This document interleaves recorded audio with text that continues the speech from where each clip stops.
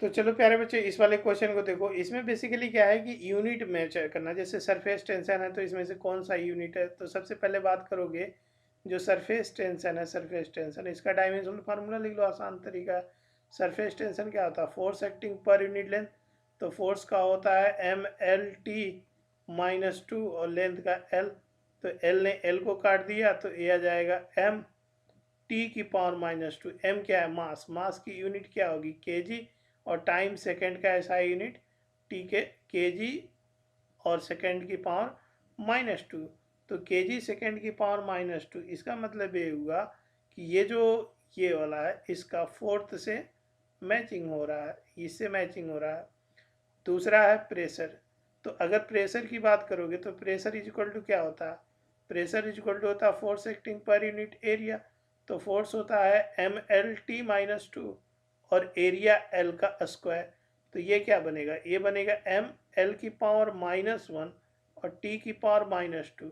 ऐसा यूनिट रखो M for mass, तो मास का हो गया केजी, L का हो गया मीटर पर सेकेंड पर मीटर, और टी की पावर टाइम, तो सेकेंड की पावर -2। तो इसका क्या मतलब हुआ कि प्रेशर का जो मैच किया केजी पर मीटर सेकेंड का स्क्वायर, मतलब थर्ड इसका मैच किया तो ये आया थर्ड। मतलब ये हुआ ए का फोर्थ है तो ए का फोर्थ है, मतलब ये कभी सही नहीं हो सकते, या तो ये सही है या तो ये सही है।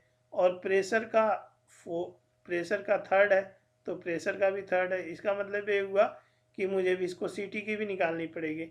तो विस्कोसिटी क्या होता है भाई, तो विस्कोसिटी होता है, आप पढ़े होगे न्यूटन फार्मूला। जो विस्कस फोर्स होता है जो विस्कस फोर्स होता है वो minus eta time coefficient of viscosity area A और dv/dx क्या होता है, वेलोसिटी ग्रेडियंट। तो यहाँ से coefficient of viscosity eta is equal to F upon area A, negative sign velocity gradient dv/dx।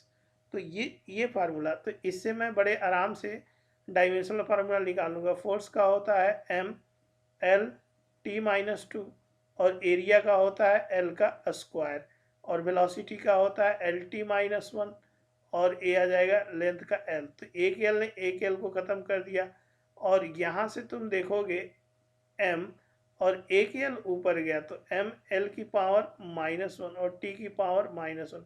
अब सब यूनिट रखोगे तो M मास हो गया केजी, और ये मीटर, ये सेकंड आ गया, और ये आ जाएगा ये वाला।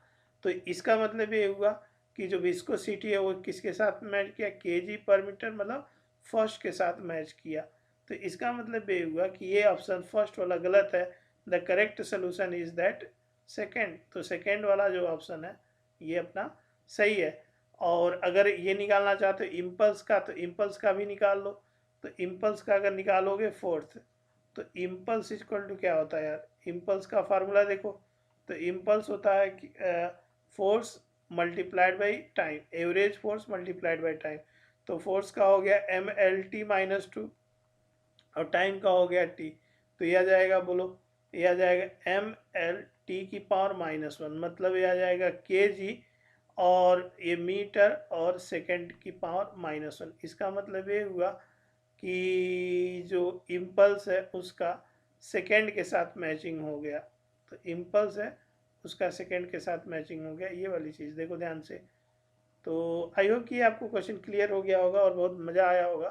Thanks for watching this video, bye bye, take care.